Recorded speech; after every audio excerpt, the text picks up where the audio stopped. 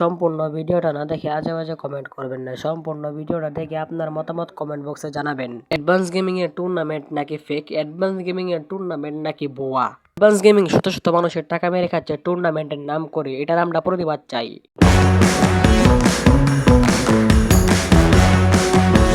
আসসালামু আলাইকুম, this is Sakib and welcome to my SK Sakib 01। তো কেমন আছো সকলে? কি অবস্থা? আগে যে আমি বলছি অ্যাডভান্স গেমিং এর টুর্নামেন্ট ফেক, আসলে কি ফেক? না, আসলে ফেক না। ফ্রি ফায়ার প্লেয়ার টুর্নামেন্ট খেলতে পারে না, তাদের জন্য মূলত অ্যাডভান্স গেমিং এই টুর্নামেন্টটা তৈরি করেছে। আসলে এই টুর্নামেন্টটা আসলে রিয়েল একটা টুর্নামেন্ট।